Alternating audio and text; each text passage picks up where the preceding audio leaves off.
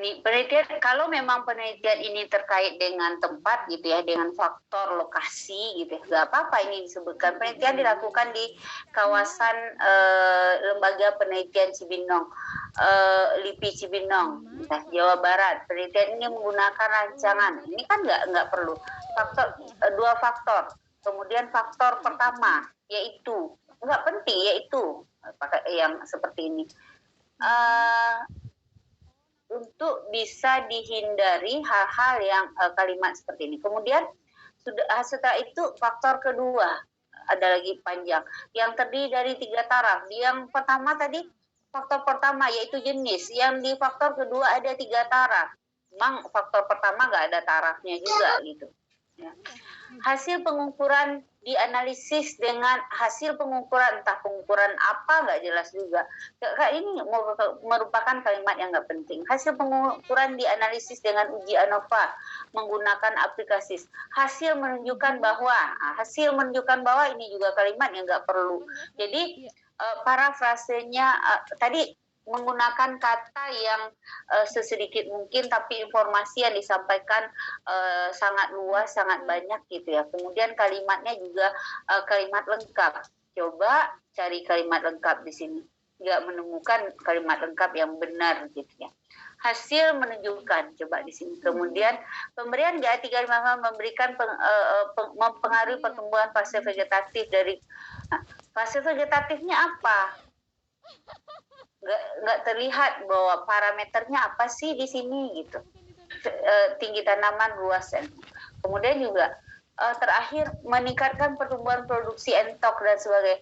Nggak terlihat mana yang 3 yang tadi. Tiga mananya, bagaimana pengaruhnya terhadap tiga jenis, tiga kultivar yang lain gitu. Jadi lebih kurang seperti ini, membuat abstrak yang tidak memenuhi syarat yang tadi.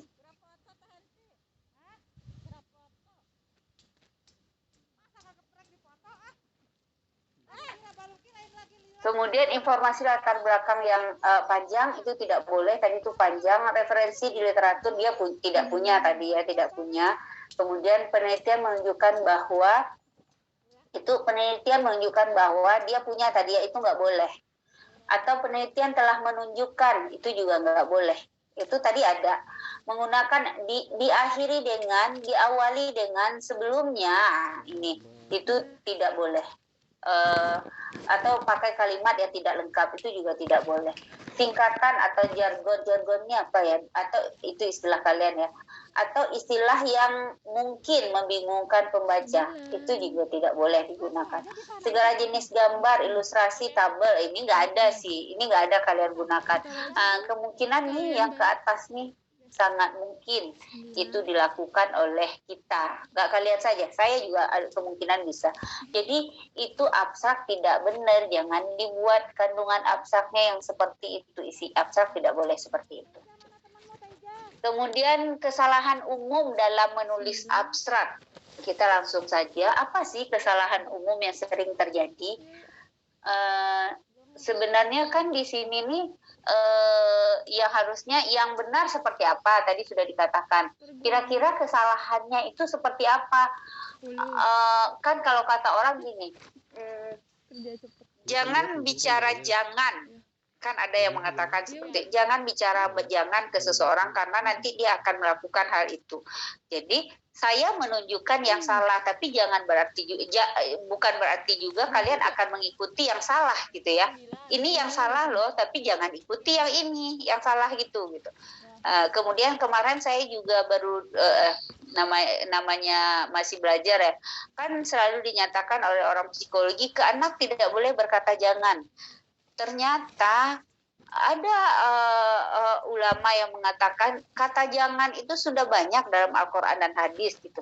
Jadi memang itu suatu hal yang sudah jelas ya, jangan dilakukan, jangan bukan, kalau memang hal-hal yang jelas nggak masalah kita mengatakan kata jangan. Ini sudah jelas ya, kesalahan umum dalam menulis abstrak, jelas ya maksud saya itu. tidak menulis ringkasan, walaupun abstrak itu tadi merupakan sebenarnya adalah ringkasan ya, tapi bukan berarti kita menulis ringkasan yang ada pendahuluannya, ada arti kata panjang, kemudian ada tuh, bukan menulis ringkasan.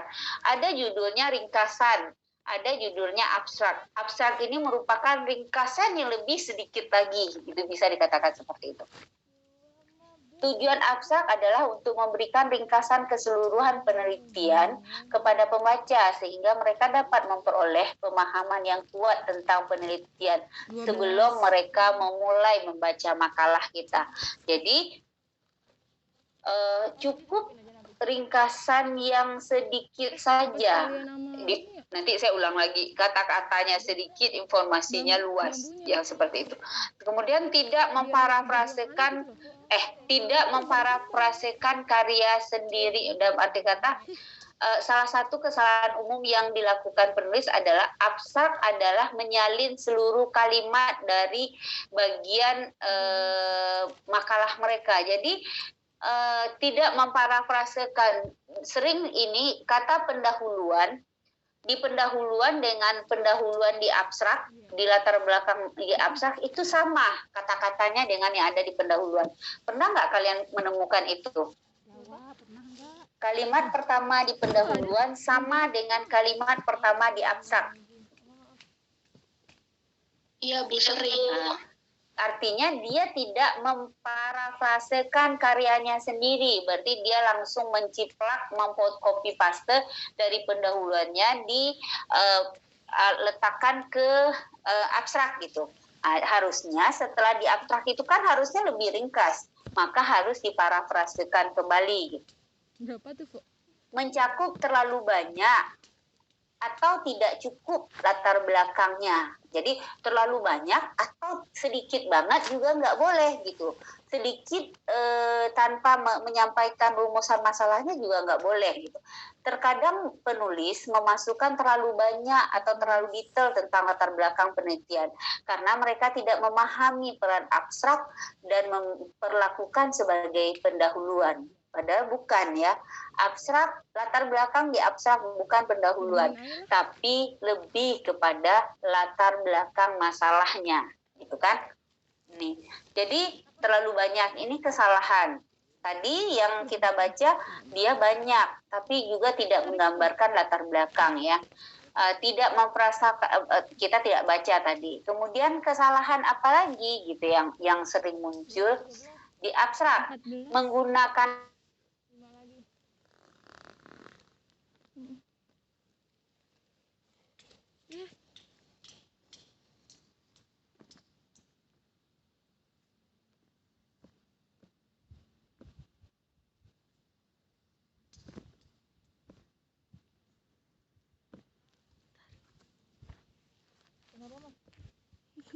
Ponsel gue katanya kepanasan.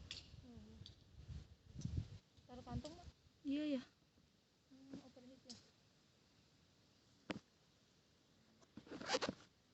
Bentar ya, Bu.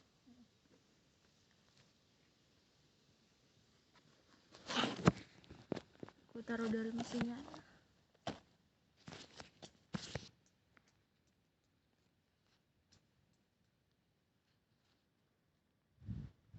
tapi tidak tergambar juga apa yang mau dikerjakan di dalam metode tadi gitu ya. Ini jika penelitian memasukkan metode, jadi jika penelitian memasukkan metode standar, maka ringkasan 1 sampai 3 kalimat sederhana mungkin cukup dalam abstrak gitu. Jadi metode standar kalau misalnya isolasi DNA dengan metode CTEP gitu ya, itu sudah cukup, itu saja, nggak perlu dikatakan daun diambil dari DNA diisolasi dari daun muda, itu nggak perlu lagi, atau jaringan muda, itu nggak perlu lagi. Saat kita sudah menyebut itu metode CTEP, maka orang sudah tahu bagian mana yang diambil? Pasti itu adalah bagian yang mudah, bisa karena harus digerus gitu. Jadi itu kan suatu metode standar. Jadi nggak perlu dijelaskan lagi, kecuali kita memang punya metode yaitu tidak standar dan harus diberitahukan di sana gitu. Bisa. Saat seperti ini. Contohnya tadi itu kan standar rancangan acak lengkap faktorial dengan 2 faktor, udah koma gitu ya, yaitu kita 2 faktor yaitu jenis GA3 dalam kurung ini dan konsentrasi GA3 dalam kurung ini, misal nggak perlu dijelaskan juga bahwa terdiri dari dengan 2 faktor. Faktor pertama terdiri dari 2 taraf. Faktor kedua yaitu, nah itu nggak perlu lagi seperti itu gitu kan. Mana tadi? Jadi kalau yang sudah standar ya cukup ringkas saja. Jika studi melibatkan pengembangan metode baru atau penyelidikan atau mengkritik metode saat ini atau yang telah umum, maka gambaran tentang metode ini juga mungkin diperlukan. Jadi itu yang diperlukan jika memang ada suatu yang baru gitu dari metode standar tadi, itu ada modifikasi. SITEP dengan modifikasi apa? Misalnya saya menggunakan metode SITEP, kemudian saya memodifikasi. Oh, ternyata saya modifikasi menggunakan pasir kuarsa. Misal orang kan menggunakan nitrogen cair, saya pakai pasir kuarsa, itu boleh. Misal contohnya kan orang menggerus itu pakai nitrogen cair, kemudian saya mengganti nitrogen cairnya dengan pasir kuarsa, itu perlu saya katakan gitu, itu nggak apa-apa. Kemudian tidak menjelaskan apa arti hasil. Maknanya hasil itu apa? Enggak, tapi ada suatu bagian sedikit yang kita jelaskan, tapi bukan berarti menjelaskan secara panjang itu. Ini adalah ringkasan dari bagian diskusi dan kesimpulan dari makalah. Hasil memerlukan sedikit penjelasan dan biasanya perlu diinterpretasikan sesuai dengan tujuan dan rumusan masalah. Nah, ini mengarah kepada kesimpulan nanti. Beberapa penulis berpendapat bahwa mengabaikan jawaban atau interpretasi hasil disengaja untuk menciptakan antisipasi pada pembaca. Jadi ada yang mengakal-ngakali seperti itu. Kemudian ini adalah taktik berisiko yang dapat menyebabkan pembaca meninggalkan makalah. Jadi kalau kita tidak menginterpretasikan ke arah kesimpulan atau tujuan dari penelitian kita, maka orang akan meninggalkan. Ini nggak jelas tujuannya, ini nggak terjawab ke arah tujuan gitu, tidak terjawab kerumusan masalah tadi, makanya orang nggak akan membaca lebih lanjut makalah kita. Kemudian kesalahan umum dalam menulis abstrak lagi, memasukkan kutipan, singkatan, dan pengukuran yang rinci. Tinggi tanaman diukur menggunakan, itulah bertele-tele. Ketentuan standar adalah menghindari penulisan singkatan, pengukuran rinci, dan kutipan kutipan dalam abstrak ya. Memasukkan informasi yang tidak disajikan di makalah itu. Mungkin tergoda untuk memasukkan informasi tambahan yang tidak ada di makalah ya, tetapi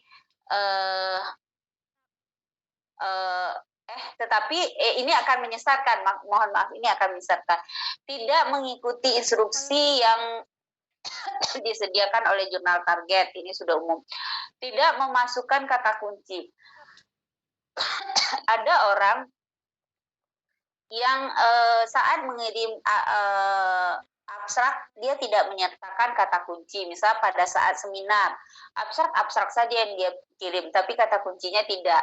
Karena dia berpikir nanti akan mengirimkan kata kunci itu saat mengirimkan makalah lengkap, mungkin seperti itu. Itu tidak boleh. Abstrak selalu diiringi dengan kata kunci di bawahnya. Kemudian sampai di situ kesalahan-kesalahan menulis abstrak, kita masuk ke kata kunci. Kata kunci itu adalah salah satu keberhasilan dalam proses penelusuran, tergantung pada ketepatan seorang penelusur dalam menuliskan kata kuncinya. Berarti saat saya menulis padi, dia harus keluar. Jangan sampai dia tidak keluar yang saya cari. Nah, kemudian kata kunci yang tampaknya sederhana menjadi masalah besar jika hasil penelusuran tidak memuaskan penelusur. Saat saya menulis kata padi, gitu ya, yang keluar apa gitu. Tadi saya coba mencari ini. Saya membuat kata kunci riset TV Sub gitu ya, program TV Sub, yang keluar Samsung dan sebagainya. Nggak ada yang Sub itu yang keluar gitu. Itu kan mengecewakan penelusur gitu. Misalnya penelitiannya adalah kemarin tuh coba kita ambil contoh penelitiannya Diah ya. Dia kemarin penelitiannya adalah produktivitas padi GM4 apa tuh. Kemudian saya mau mencari GM4 ini misal gitu ya. Terus saat saya masukkan, yang muncul itu bukan itu, banyak muncul yang lain-lain gitu ya. Lah itu kan mengecewakan kita penelusur gitu. Maka berhati-hati dalam menulis kata kunci itu, coba cek kata kunci yang ada di Google juga gitu, sehingga memasukkan kata kuncinya benar gitu. Ada beberapa kekecewaan yang selalu muncul pada saat seorang menelusuri kata kunci ini. Di antaranya adalah ini pengalaman siswandi. Sulitnya mendapatkan kata kunci yang tepat untuk memperoleh informasi yang tadi dia butuhkan. Sering kan saya juga sering mengalami itu. Saya ingin mencari misalnya tentang A gitu. Saat saya tulis A itu di dalam Google, nggak ada satupun dia muncul. Kok susah banget ya gitu. Saya tulis kalimat lengkap itu juga nggak muncul. Pas pada saat saya mencari dengan kata kunci lain, dan saat itu saya juga tidak mencari lagi tentang A yang tadi saya cari, saya mencari tentang C, muncul semua yang saya butuhkan tentang A tadi gitu. Itu saya sering mengalami itu. Oh, akhirnya baru saya dapat informasi ini gitu.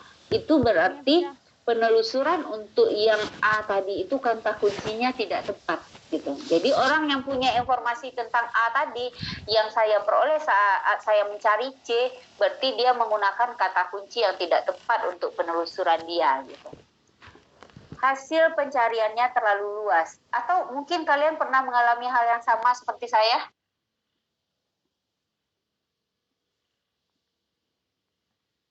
Iya, pernah, Bu. Iya, Bu. Oke, jadi akhirnya kita baru menemukan informasi itu setelah mencari yang lain ya.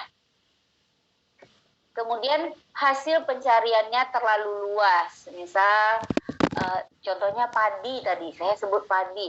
Itu luas banget, yang mana? Jadi terlalu banyak tuh yang keluar gitu. Nah, jadi kalau kita ingin, saya maunya lebih spesifik ke sini, orang pasti ingin mencarinya lebih spesifik. Jadi kata kunci kan maksimal 5, ya buatlah kata kunci yang benar-benar 1 atau 2 itu lebih spesifik ke artikel, ke hasil dan pembahasan lah yang terkandung di dalam makalah kita gitu. Nggak harus semuanya itu dari judul, sebaiknya yang dari judul itu 1 atau 2 kata saja, yang lebihnya itu yang penting dalam hasil dan pembahasan kita apa gitu.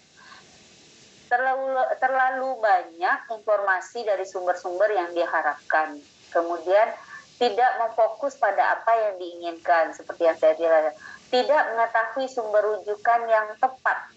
Jadi saat saya keluarkan tadi itu, lah yang keluar semuanya blok-blok yang nggak jelas gitu. Udah kan?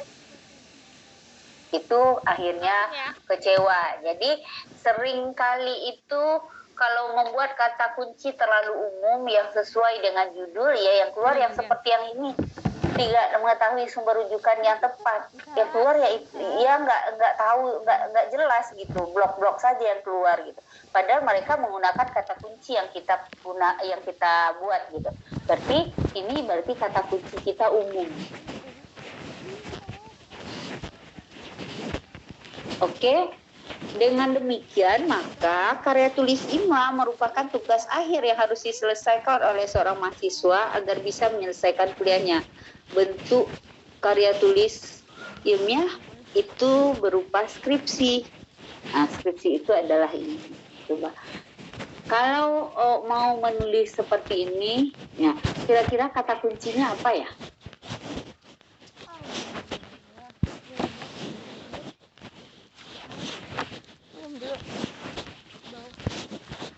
Skripsi, Bu. Itu yang sebelah kiri dulu ya. Skripsi ya? Ngangkutin ini. Tom. Oke, apalagi?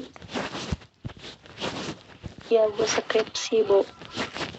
Ada lagi nggak? Sarjana, Bu. Bisa nggak mahasiswa? Bisa. Mahasiswa hasilnya berarti seperti yang ini dong, yang tadi yang bawah. Itu terlalu luas, Bu. Tidak fokus ya, tidak memfokus pada apa yang diinginkan. Iya kan? Iya, Bu. Iya, Bu. Skripsi bisa gitu. Kalau mau ditulis karya tulis ilmiah itu juga mungkin banyak nanti yang keluar gitu kan. Jadi Pulsanya. demikian kira-kira sampai kata kunci. Ada yang mau ditanyakan? Itu abstrak sampai kata kunci. Ibu, saya ingin bertanya Oke. mengenai itu, Bu, pemasukan metode penelitian ke abstrak. Mm-mm. Kalau metode penelitiannya itu, jadi penelitiannya kan menggunakan penelitian observasional. Metode kajiannya itu kajian silang. Terus Kajian ujinya apa? kajian silang, Bu. Maksudnya kajian silang apa ya? Sini juga, Bu. Maksud mungkin, Bu. Praseksana maksudnya. Terus? Mas mau, Mas. Iya, dengan menggunakan uji HI, lalu dianalisisnya dengan chi-square, Bu. Koper. Nah, kalau seperti itu yang dimasukin ke abstraknya cukup observasional saja atau gimana ya, Bu? Observasional umum ya, Iya, umum. Yang menjadi khusus dalam metode itu apa? mungkin metode kajian silangnya dengan uji Proseksionalnya. HI-nya ya, Bu? Iya, Ya, proseksionalnya dengan uji, ada nggak uji lain selain uji HI yang di metode itu? nggak ada, Bu. Nggak ada. Otomatis kalau proseksional itu ujinya HI. Oh, enggak, Bu, enggak. Kalau yang kajian silang itu ujinya ada banyak, tapi yang di penelitian saya cuman HI ujinya. HI ujinya. Iya. Kemudian kan perlu ya di sini kamu karena modelnya survei ya. Iya, Bu. Penentuan sampelnya Penentuan sampelnya yang 10% dari populasi, Bu. berarti itu penting kan? Penting nggak metode penentuan sampling kamu apa? Bu, ini dikasih pulsa. Jadi itu dimasukin juga, Bu, ke abstraknya. Jika itu tidak umum, misal survei itu kan perlu ya. Contohnya tadi eksperimen, dia banyak rancangan. Maka rancangan yang digunakan itu apa, gitu kan? Kalau survei teknik penentuan sampelnya apa? Kan perlu diinfokan. Kalau teknik penentuan sampelnya nggak mungkin kan snowball sampling Pas gak kok? Oh iya, Bu. atau land transit, Iya. Tarik dah kok. ya perlu diinformasikan itu gitu. Dah. Iya, Bu. Gak apa-apa dia kan udah ketutup. Lokasinya ini khusus nggak lokasinya? Belum ada. Lokasinya di peternakan, Bu. Peternakan apa? Peternakan ayam. Ini dibagi dua ya, Mas? Enggak, di belakang. Terus? Oke. Iya, jadi lokasi di peternakan ayam ada 3 kandang. Iya, terus nanti dari populasi per kandangnya kita ngambilnya 10%-nya, Bu. Panas ya? Pakai tekniknya purposive sampling. Untuk Berarti sampling. ada purposive sampling kan di situ? Iya, Itu sampel diambil dengan teknik purposive sampling mungkin. Itu disebut. Jadi kan ada juga orang yang ngambil secara acak gitu kan? Iya, Bu. Karena info itu harus ada sehingga itu akan menggambarkan hasil. Oh iya, Bu. Itu perlu ada. Ada lagi yang ditanyakan? Sudah cukup, Bu. Terima kasih, Bu. Oke. Ibu izin bertanya. Oke. Bisa kok. Tadi mengenai metode penelitian eksperimen itu kan tadi Bu contohkan yang RAL ya, Bu. Yang RAL faktorial itu misalkan 2 faktor. Itu kita sebutkan faktornya aja, tapi tarafnya nggak perlu gitu ya, Bu? Nggak perlu. Misal begini saja. 2 faktor, misal rancangan penelitian adalah RAL faktorial dengan 2 faktor, gitu kan? Iya, Bu. Koma yaitu kan 2 faktor, koma kan yaitu misalnya jenis jenis GA3. Terus ada 3 jenis, disebutkanlah GA31, GA32, GA33, GA3 gitu ya. Itu jenisnya disebutkan, nggak ada juga dalam kurung 1, dalam kurung 2, nggak ada, sudah dalam kurung tuh. Dan karena hanya ada 2 di sini, dan konsentrasi GA3 misal. Terus dalam kurung 1, 2, 3 ppm misal. 1 ppm, 2 ppm, 3 ppm. Nggak usah juga diulang ppm-nya. 1, misalnya misal 0,50, 100 ppm gitu. Berarti itu satuannya semua ppm kan ke ujung. Aduh, ya Allah. Iya, Bu. Nah, itu kan menghemat kata, informasinya kan sudah sampai bahwa satuannya itu ppm. Kalau ditulis ppm, dia sudah dapat lagi 3 kata kan itu. Ya Allah, capek banget. Iya, Bu.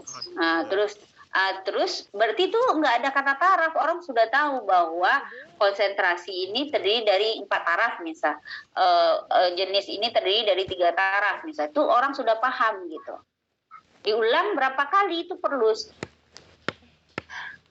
dengan 3 kali pengulangan misal. Ibu, jadi untuk tarafnya itu kita kurungkan aja gitu ya, Bu, yang Iya. termasuk tarafnya itu apa? Iya, Bu. Iya, Baik. dikurungkan saja. Terima kasih, Bu. Biar nggak Oke, ada lagi yang ditanyakan?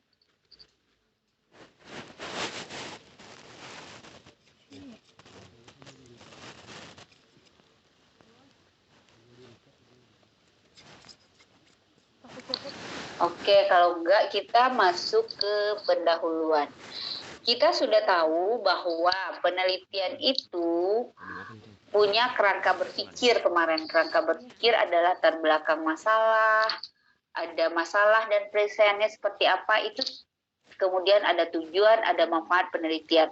Itu merupakan isi dari pendahuluan. Itu tertuang semuanya dalam pendahuluan.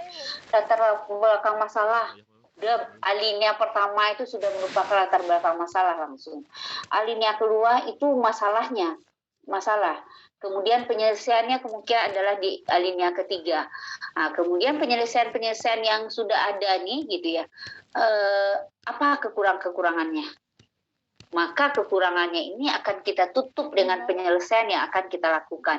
Mungkin alinea ke-1, 2, 3, alinea ke-4-nya adalah penyelesaian yang ingin kita lakukan. Alinea ke-5 itu apa ya gitu. Kira-kira manfaat yang akan diperoleh dari penelitian kita. Tujuan akhir dari penelitian kita ini dalam penyelesaiannya gitu. Atau bisa dikatakan manfaatnya. Itu berarti hanya ada 5 alinea. 5 alinea saja pendahuluan itu, tidak bertele-tele, maksimal 1,5 halaman. Kalau dikatakan Al-Quran ada berapa halaman, ada berapa surat, ada berapa ayat, alineanya ada berapa, pendahuluannya ada berapa? Al-Fatihah ada berapa surat?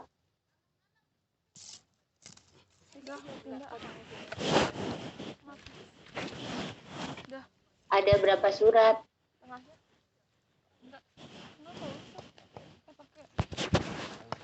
Al-Fatihah 1 ya.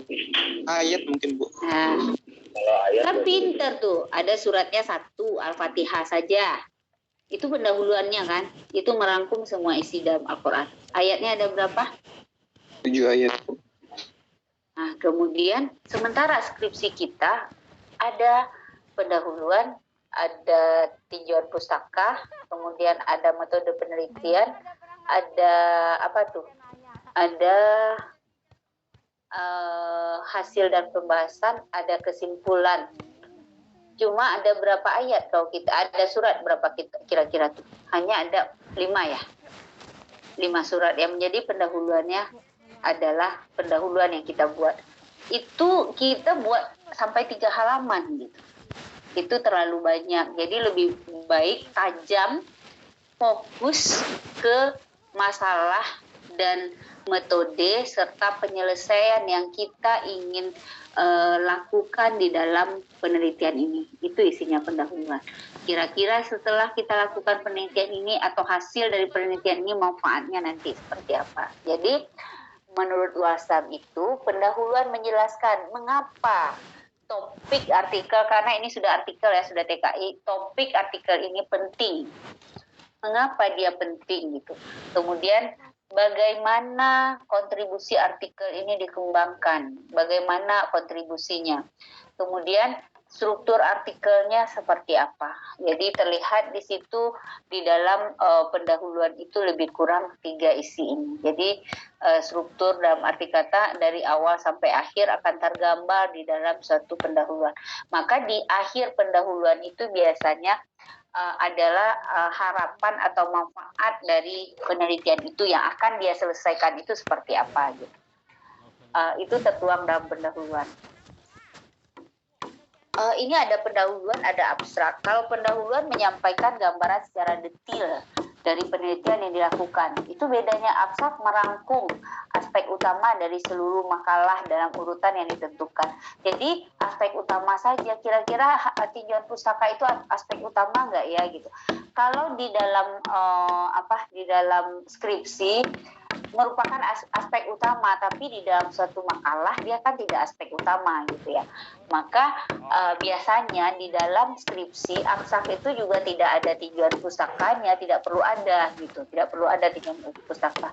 Itu bedanya pendahuluan dan abstrak. Kemudian di pendahuluan itu tidak boleh terlalu panjang, terlalu banyak paragraf, terlalu bertele-tele, itu tidak boleh.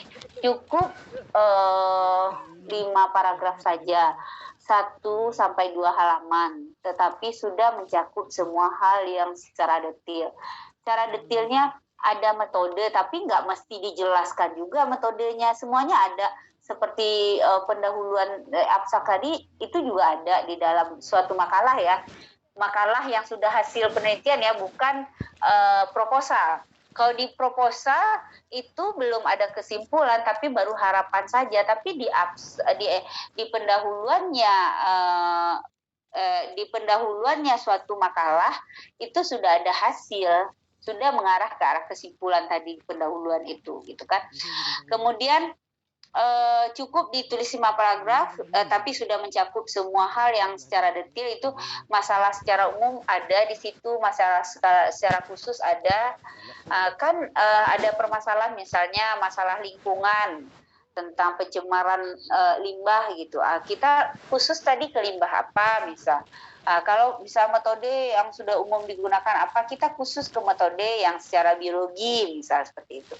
Solusi yang sudah ada apa saja, kemudian kekurangan atau kelebihan dari solusi yang sudah ada itu apa, sehingga kita mengajukan atau melakukan penelitian solusi yang ada di dalam penelitian kita. Jadi itu isinya secara detail ini harus dijelaskan.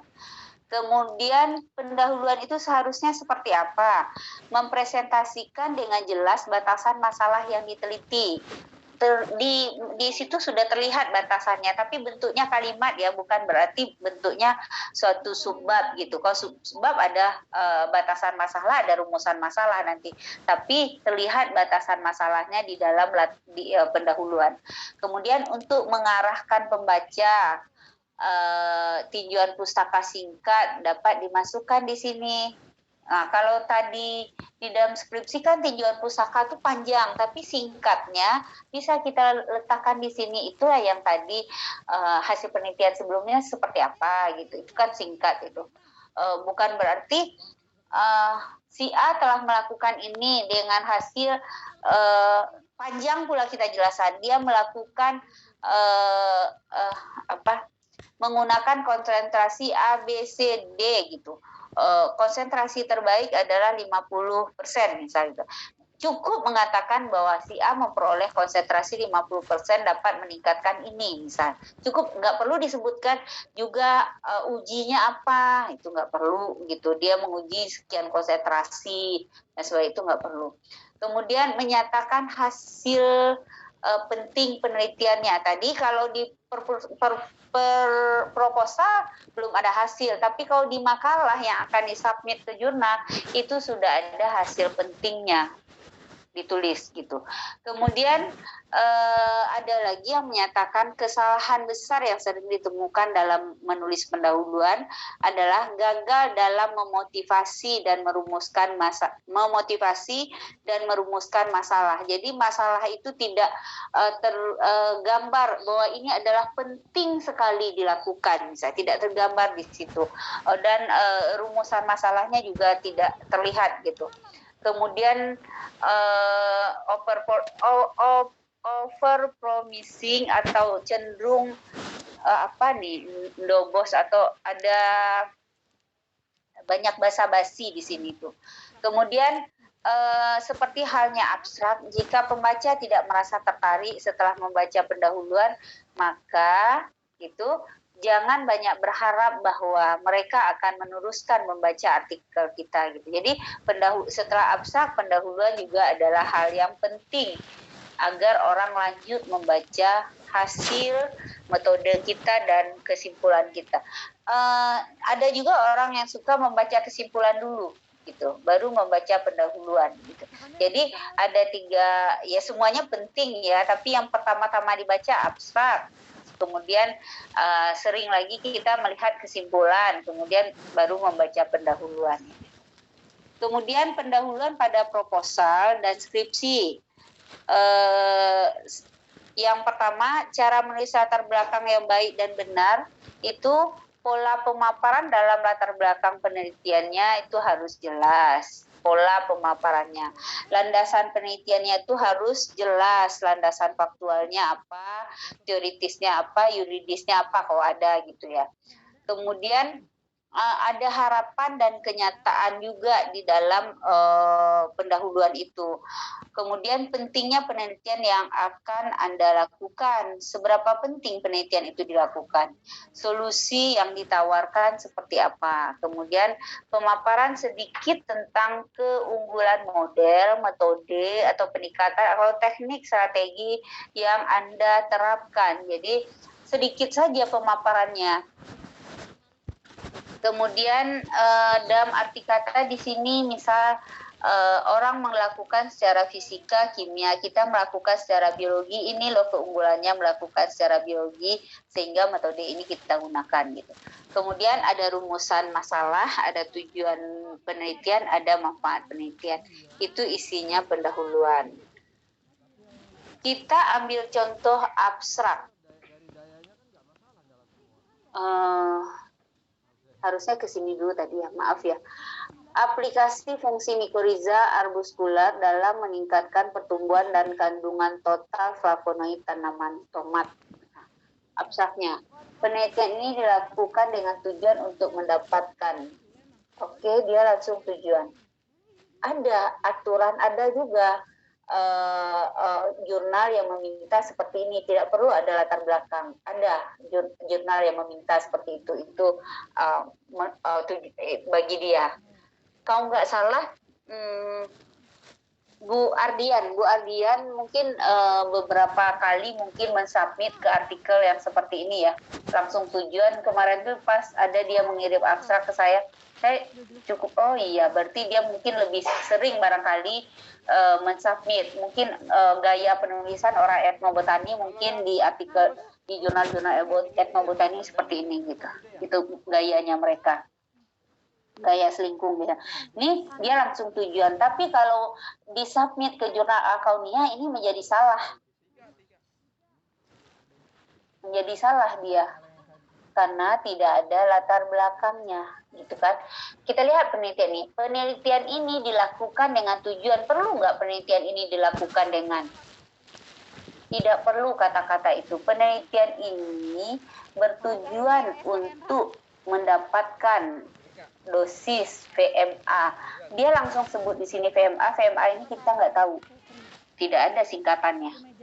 Harus ada singkatannya. Tapi sudah ada di judul, Bu. Enggak perlu, enggak boleh. Harus ada di dalam sini. VMA terbaik untuk meningkatkan. Ini terbaik juga nggak bisa. Yang terbaik itu apa? Optimum kah? Atau apa? Yang terbaik itu di antara yang baik. Kalau masih baik kalau masih di antara yang buruk itu baik. Kalau terbaik di antara yang baik, gitu kan? Nah, ini enggak penggunaan katanya. Untuk meningkatkan pertumbuhan dan kandungan total flavonoid tanaman tomat. Ini tanaman tomat apa di tanaman tomat kah, apa di buah tomat? Kalau flavonoid di tomat yang dimakan orang adalah buah tomat, bukan tanaman tomat. Di Persicum. Kalau saya nggak paham ini tanaman obat apa secara keseluruhan. Kita kan nggak baca, cuma baca abstrak. Penelitian ini menggunakan metode eksperimen, nggak perlu, ini sudah ini. Cukup sampai di sini. Ini coret rancangan penelitian adalah rancangan acak lengkap gitu. Desain penelitian dirancang dengan rancangan acak lengkap gitu ya. Yang terdiri dari 6 perlakuan. Yang terdirinya nggak perlu, dengan 6 perlakuan. Dalam kurung, bisa dibuat dalam kurung. Atau koma, yaitu dosis. Dengan 6 perlakuan dosis, boleh yakni. Di sini koma, berarti tanpa FMA. Nggak perlu dibuat di sini kontrol. Karena secara ini orang sudah tahu itu kontrol. 2, 3, dan gram per tanaman. Dosis VMA 10 gram merupakan dosis terbaik dalam meningkatkan pertumbuhan dengan menghasilkan rata-rata tinggi tanaman sebesar diameter batang. Oke. Selain itu, dosis VMA 10 gram juga merupakan dosis terbaik dalam meningkatkan kandungan flavonoid sebesar. Nggak ada kesimpulannya, di sini juga nggak ada titik. Oke, jadi ini masih perlu perbaikan. Saya nggak tahu ini berapa kata ya. Gimana kita lihat nih? Ada informasi nggak? Nggak bisa diklik di sini. Kemudian flavonoid, PMA saja banyak loh pengertian PMA tuh, nggak tahu. Contohnya KOBI, KOBI Konsorsium Biologi Indonesia. Ternyata KOBI itu juga singkatan dari apa? Konsorsium apa? Ada kalau nggak salah, entah olahraga, entah apa gitu. Nah, kalau saja disebut KOBI, maka kemungkinan yang akan keluar di kata kunci KOBI, yang keluar adalah kegiatan-kegiatan KOBI yang itu, bukan konsorsium biologi yang dimaksud gitu. Kemudian di Persicum, nggak perlu pakai kata mil ini. Kemudian pertumbuhan. Luas nggak nih pertumbuhan apa ini? Bisa jadi pertumbuhan yang kita buat kata kuncinya pertumbuhan, maka yang akan keluar bisa pertumbuhan manusia, bisa pertumbuhan hewan, bisa pertumbuhan tumbuhan, bakteri, fungi dan sebagainya, atau pertumbuhan organisasi. Ini akan banyak keluar seperti itu. Kemudian sintesis dan karakterisasi bioplastik dari selulosa. Sintesis dan karakterisasi bioplastik dari selulosa jerami padi menggunakan menggunakan plastisir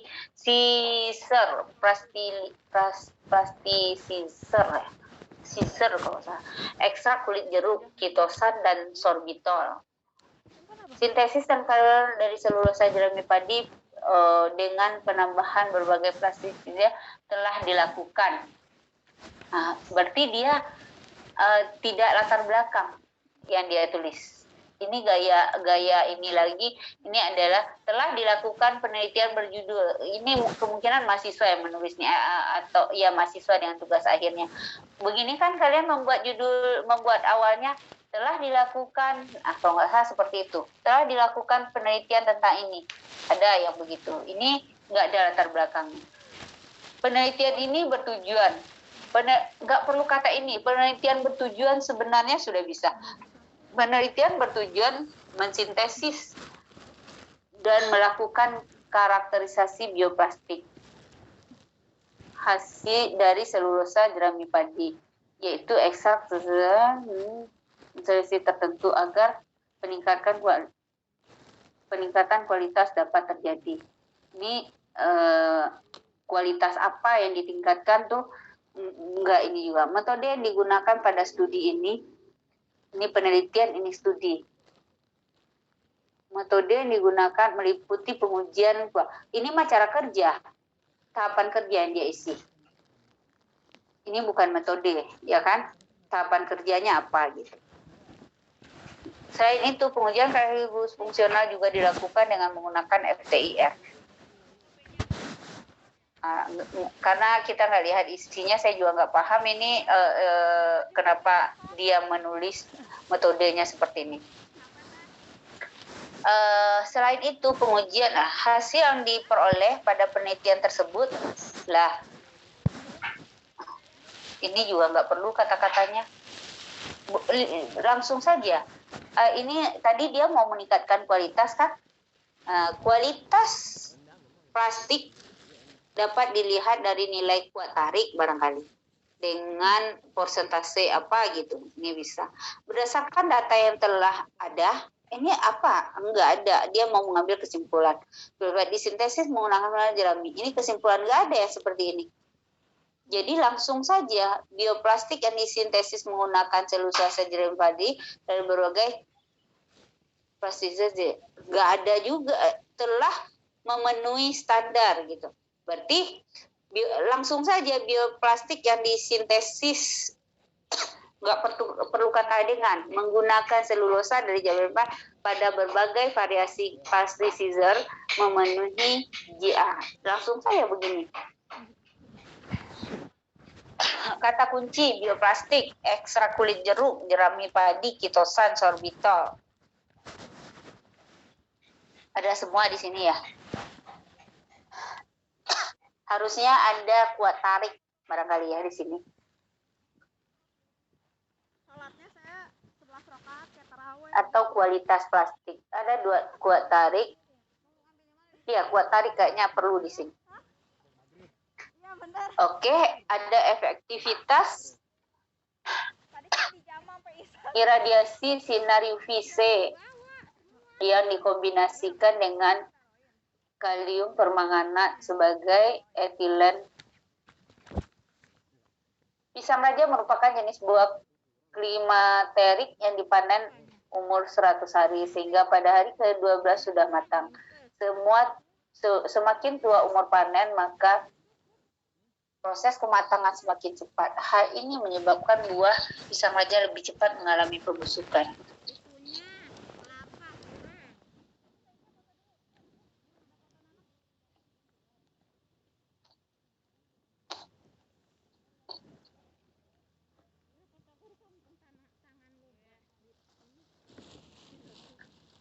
Ini pasca panen ya. Ini nggak perlu. Pisang raja merupakan jenis buah yang panen sehingga pada hari ke-12 sudah matang. Ini nggak perlu. Semakin tua umur panen, maka proses kematangan akan semakin cepat. Hal ini menyebabkan berarti pematangan buah setelah panen cepat ya.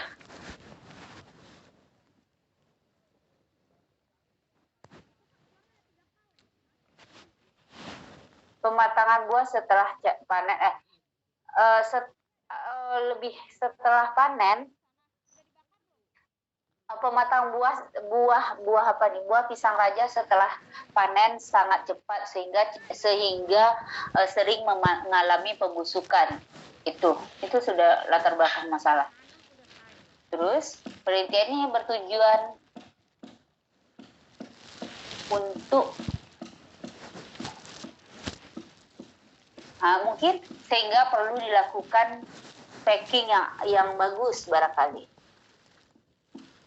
Baru tujuan penelitian bertujuan untuk tujuan penelitian adalah itu bisa langsung seperti itu. Rancang penelitian ini disusun secara faktorial, ini gue nggak perlu. Oke, disusun secaranya ini. Atau penelitian dirancang bisa, rancang penelitian adalah itu juga bisa. Tapi jangan sampai memakai kalimat yang panjang. Sudah jam berapa? 2:30, Bu. Sudah mau habis ya. Terus di sini analisis susut buah. Faktor pertama ini sudah jelas panjang-panjang ya. Analisis susut buah pisang raja dan serai dengan perlakuan penyerangan dikombinasikan menunjukkan hasil terendah. Menunjukkan hasil ini tadi kan nggak boleh kata-kata seperti itu ya. Masih banyak yang harus diperbaiki. Analisis total asam pisang raja, serai dan pisang raja bulu, perlakuan P3 dan P4. Ini P3, P4 ini nggak ada lagi loh. Sudah disebutkan perlakuannya di dalam abstrak itu, tidak disebut P1, P2, P3 atau perlakuan 1, perlakuan 2, perlakuan 3. Di abstrak nggak ada pelambangan seperti itu. Langsung ditulis perlakuannya apa gitu.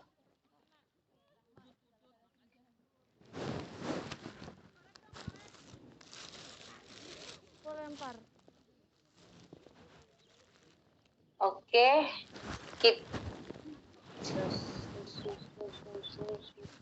mau melihat pendahuluan?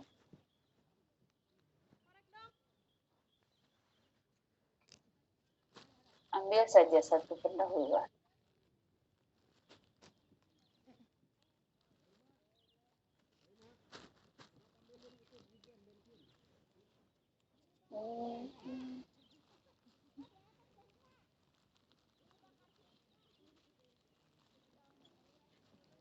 Pendahuluan.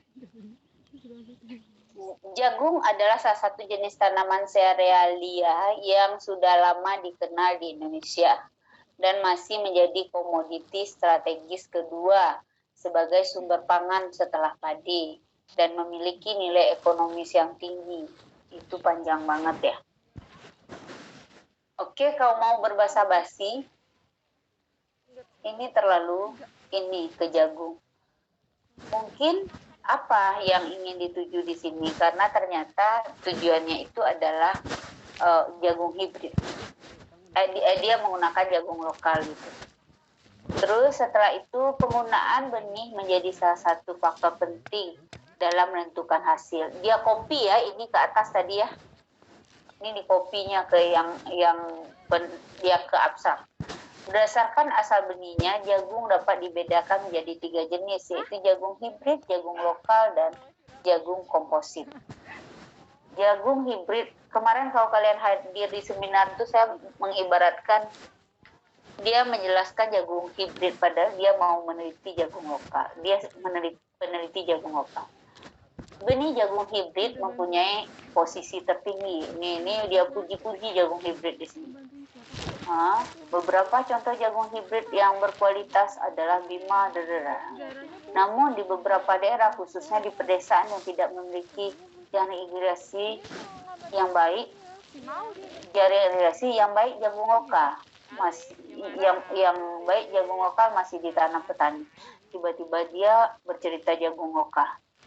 Di sini dia bercerita jagung hibrid. Terus ada pemberantasan hama lagi. Ternyata kalau menurut saya pendahuluannya itu adalah harusnya saat ini para petani sangat menyukai menanam jagung hibrid. sehingga jagung lokal atau kultivar jagung lokal bisa hilang atau apalah, bisa sumber daya jagung lokal bisa saja hilang dalam keanekaragaman hayati jagung, misal titik 2. Untuk itu sangat perlu kembali apakah diupayakan budidaya untuk jagung lokal, karena jagung lokal ini juga memiliki keunggulan seperti tahan terhadap kekeringan, punya adaptasi pokoknya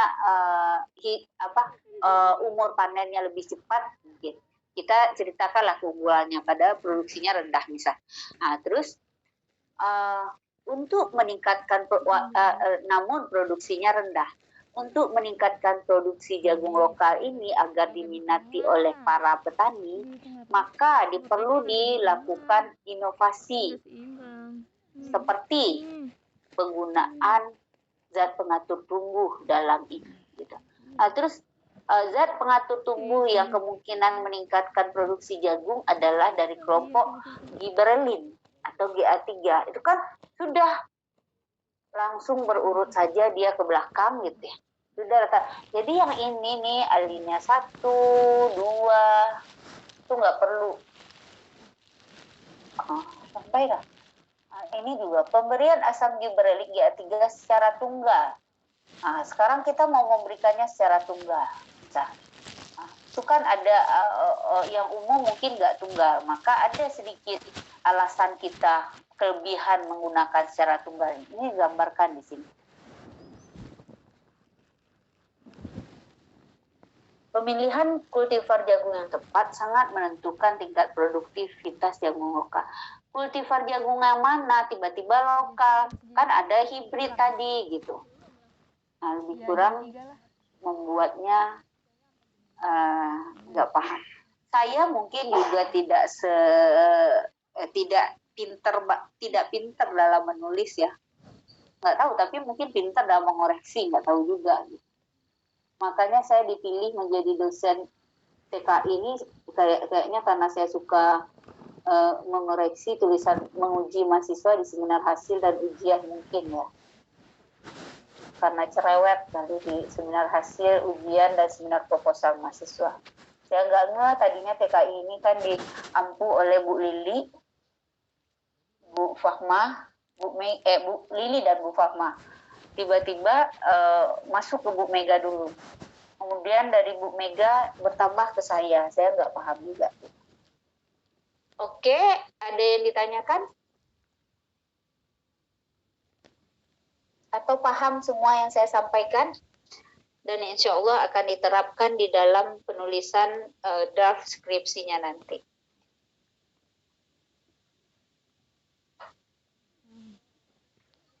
Insya Allah paham, Bu. Oke, karena ini adalah pertemuan akhir di saya, UTS-nya juga sudah dikumpul. Saya mohon maaf yang sebesar-besarnya, mohon maaf lahir batin jika ada kesalahan itu datangnya dari saya. Ilmu yang saya peroleh itu dari guru-guru saya juga gitu ya. Kalau yang namanya kebenaran ya kebenaran di Allah kan gitu. Tapi saya cuma menyampaikan ilmu-ilmu dan pengalaman yang saya sudah peroleh selama di bangku kuliah, sekolah, dan mengajar. Itu saja. Kalau nggak ada pertanyaan, minggu depan sudah dengan Bu Mega ya. Insya Allah kalau ditanyakan Bu Mega terkait materi yang saya sampaikan, kalian bisa menjelaskannya dengan baik. Ada pertanyaan-pertanyaan, nanti kan ke depan akan muncul tuh, ragam bahasa ilmu kemarin tuh akan muncul lah di materi-materi berikutnya. Karena bagaimana menulis cara kerja, bagaimana menulis hasil dan pembahasan, tentu itu akan menggunakan kalimat-kalimat, kata-kata, paragraf yang benar. kalimat efektif, frasa, paragraf itu. Insya Allah kalian bisa melakukannya dengan baik dan semuanya dapat A mudah-mudahan. Oke, Ibu akhiri ya. Baik, Ibu. Sekali lagi mohon maaf lahir batin. Assalamualaikum warahmatullahi wabarakatuh.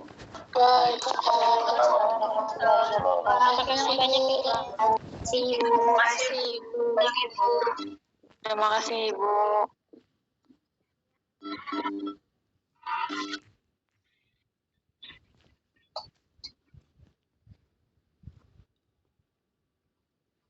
Mana kau potong, saya mau taruh ujung dulu buat tatapan.